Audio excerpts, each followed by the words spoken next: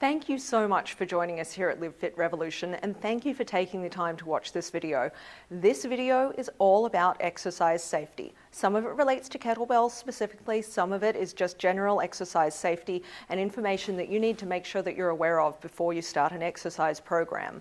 Now, obviously, if you are just starting an exercise program, you should see your doctor first and make sure that you're cleared for vigorous or strenuous exercise. Make sure your doctor understands that the exercise you're planning is both vigorous and strenuous, and make sure that you're okay to start. Now, you might have noticed in the disclaimer that you agreed to before beginning this program, the very first line is exercise may harm or kill you. It's really important. As much as people laugh when they see that, it's true. It's really important to be aware that this is very stressful on your body, on your cardiovascular system, on your muscles, on your joints. You really need to be aware of what's going on with your body to stay safe when you're exercising. And like I said, that's true of kettlebells and many other strenuous activities. So I'm going to go over a few of the signs and symptoms that you'll want to watch for. The first one is dizziness. If you feel dizzy or lightheaded in any way when you're exercising, put your kettlebell down and take a break.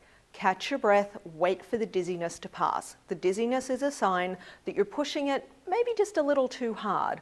I want you to push yourself. I want you to work really, really hard with us here, but I don't want you to do it to the point of dizziness. So like I said, if you're dizzy, take a break. One important thing though, when you are taking a break, don't just sit right down unless you're literally about to fall down. I learned when I did the kettlebell instructor course that if you're pushing it really hard physically and then to take a break you just sit down or lay down on the floor, you can actually trigger a heart attack. Apparently, because all of the blood is in your big muscles of your tush and your legs and you're working hard, if you suddenly sit or lay down, that blood can rush right back to your heart and trigger an attack. So if you need to rest, get your arms up above your head. It opens up your chest and opens up your lungs so that you can breathe and get more oxygen in, and it'll help you just keep the blood flowing through your body like it's supposed to when you're exercising vigorously. If you need to, you can put your arms up and lean against a wall if you need to lean against something. That's a good choice too. Now, obviously, if you are literally about to fall down, if you've been a little silly and ignored all the signs and symptoms and you're just about to pass out, obviously, you should sit down by choice rather than just blacking out and smacking the floor. But please stop before that point.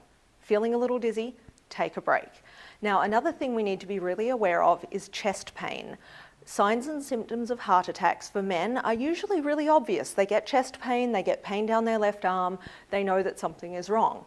Many thousands of women die every year because we ignore the signs and symptoms of heart attacks in women. They are different. So if you're feeling pressure in your chest, stop and get that checked out. Yeah, your heart will be pounding hard, but that's different to that feeling of pressure. If you feel like somebody's sitting on your chest, even if it's just lightly, go to the doctor. Don't put it off until tomorrow. Too many women do that. We think, oh, I'm busy or I have another commitment. I don't have time to go right now. Yes, you have time. Make the time. Make sure that any of those sorts of signs or symptoms that you get checked out right away. And that's true for any other weird feeling too. Something that's different or unusual, something that's worrying you a little bit. If you're feeling something weird when you're exercising, just go get it checked. Seriously, better safe than sorry. Now, another thing that's really important to remember is that pain is not gain. I know in the 1980s that was like the big catchphrase, pain is gain, push, push, push. No, I don't think so.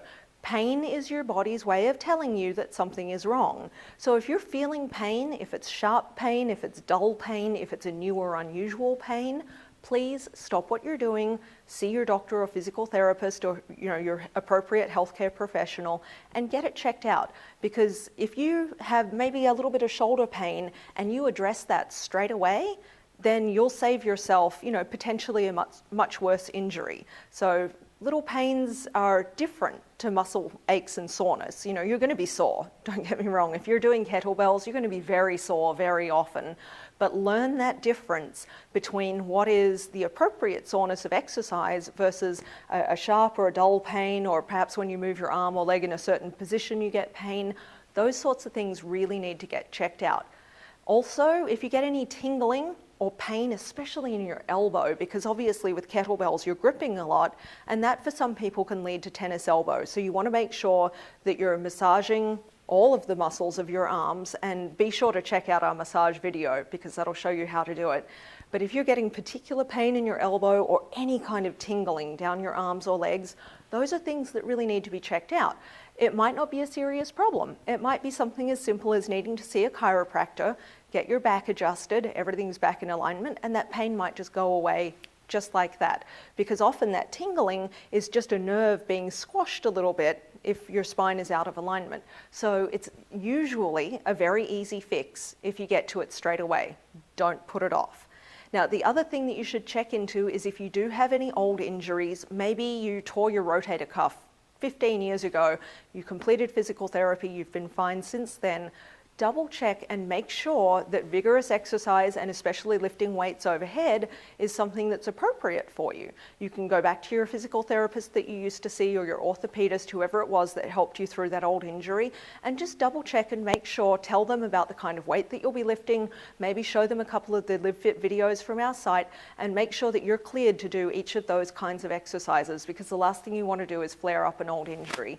So like I tell everybody, push yourself really hard in our program, work hard, but don't be silly about it. Be safe.